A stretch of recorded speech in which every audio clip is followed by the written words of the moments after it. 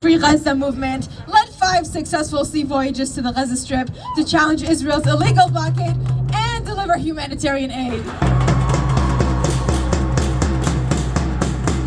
One of the primary organizers of the Gaza Freedom Flotilla and was traveling with it when it was lethally attacked by Israeli forces on May 31st of 2010, and she is now working on taking another Freedom Flotilla ship that will sail and going to try and break the siege of Gaza and stand against Israel, and this starts only within a couple of weeks.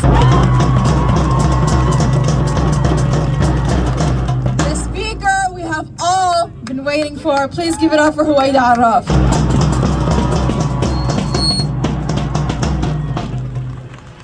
Good afternoon, Minnesota. I am so incredibly humbled and honored to be here with you, standing in unwavering solidarity and undeterred determination to use our voices and to not stop in the fight against colonial domination, genocide, racism, apartheid, theft, hatred. What we are fighting for is a better world, and we will not stop until we see it. We're standing here on Dakota land to commemorate Land Day, as Palestinians have been doing for 48 years since March 30th, 1976, where Israeli forces shot dead 6 Palestinians and injured and arrested thousands of others for protesting against land theft. Land theft of land inside the 1948 borders. These were Palestinian citizens of Israel that Israel likes to say have democracy and freedom rights. I am one of those citizens, and the land that has been taken is my grandfather's and my grandfather's land, and we are not equal citizens. We are a demographic threat to Israel in its settler, colonial, apartheid state, and we do not accept it. Israel has spent decades trying to tear us apart, and we still say no.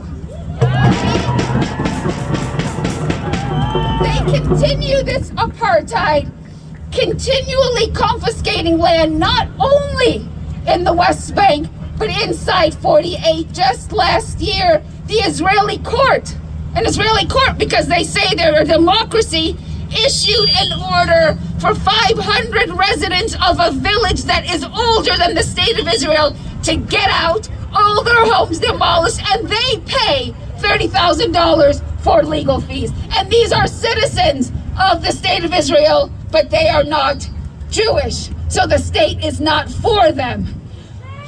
Shame! We know over the last 6 months, as we have been unwavering in our demands for a ceasefire, we know that ceasefire is the bare minimum. We must continue to demand a total dismantling of this settler colonial apartheid state. And I know that you beautiful people are with the Palestinian people every step of the way. But for the last 6 months, we have been witnessing the most horrific crimes supported by this government, and like you, I cannot find the words to describe these horrors. Just yesterday, Joe Biden approved the sending $2.5 billion more of weapons, including 1,800 2,000-pound bombs. So he tells us, because he wants our vote, he tells us that he's trying to protect civilians while sending Israel bunker buster bombs that demolish entire neighborhoods.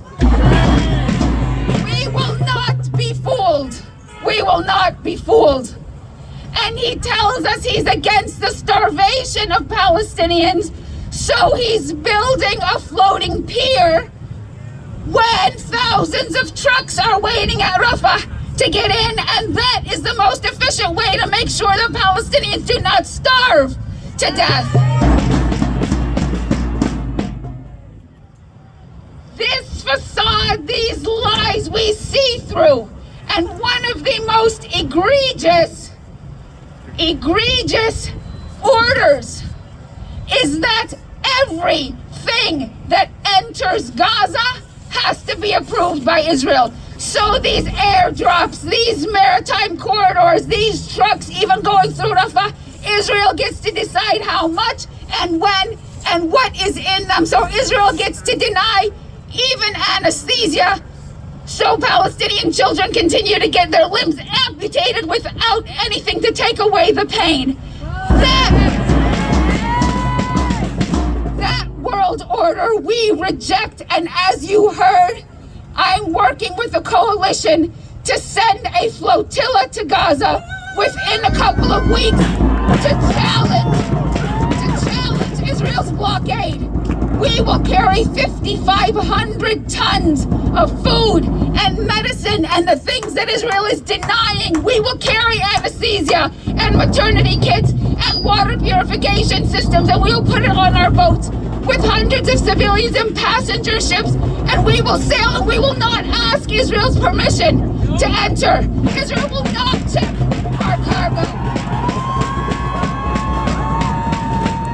It is absurd that the world is allowing this rogue, violent state that is genociding a people to determine whether or not they get life-saving aid. It is absurd, and we reject it. And we will reject it by taking this direct action. We will be at sea in a couple of weeks, and we are under no illusion that it's a safe journey, but we will do all we can to protect everyone that is going on this flotilla. But our biggest protection is you.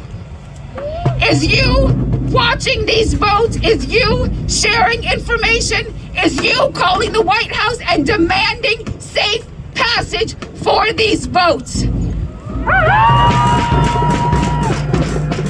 while we are bringing urgently needed life-saving humanitarian aid, we are rejecting Israel's control over Gaza, not only over the aid that gets into Gaza, but over anything that has to do with the future of Gaza, because we know over the last 17 years before they started this genocide, they had turned Gaza into a huge refugee camp, into a huge concentration camp that they have now made an extermination camp, and they're talking about maintaining control over Gaza. No, Palestinians need aid, and we will try to deliver it, but Palestinians, more than that, need, want, deserve freedom.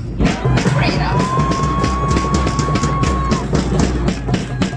So we stand here today commemorating all the lives that are lost, the lives that were lost, and pledging to continue saluting Palestinians' resilience and resistance and expressing our solidarity. We know that we don't have the military might of Israel backed by the world's military superpower, but we have something stronger than that. We have a deep, deep love for the land and for life, and we have all of you. So we know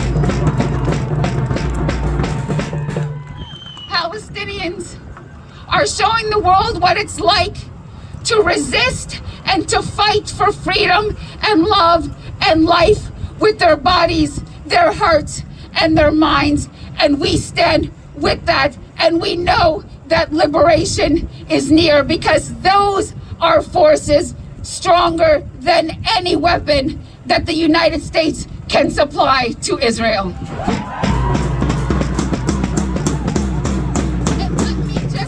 end by telling you a short story that keeps me going sometimes when I just want to break down and cry. And it is of my friend who lives in the Palestinian city in the West Bank called Jayus. My friend's name is Samha, and in 2003 I had come with a delegation of internationals to stand with him and the villagers the next day, chaining ourselves to the trees that Israel was going to demolish to build their apartheid wall. As I was coming into the village, you could see that Israel had already uprooted so many olive trees, which was a devastating sight, because for Palestinians, olive trees are like children. They are sustenance, they are life. I was sitting in Samah's home with his family, and he was cracking jokes and trying to make me laugh. And I said, Samah, how can you laugh at a time like this? And he looked at me and he said, Huwaida, those olive trees that you saw coming in to the village, those were my olive trees. That's my father's land given to me that I need to feed my children. But you can't let them take away from you the ability to always laugh and to live. With that devastation, with overwhelming atrocities, Palestinians still insist to love, to laugh, and to live. And that's the liberation that we're fighting for. Thank you for being with us. Free Palestine. Okay, listen up, listen up, listen up, listen.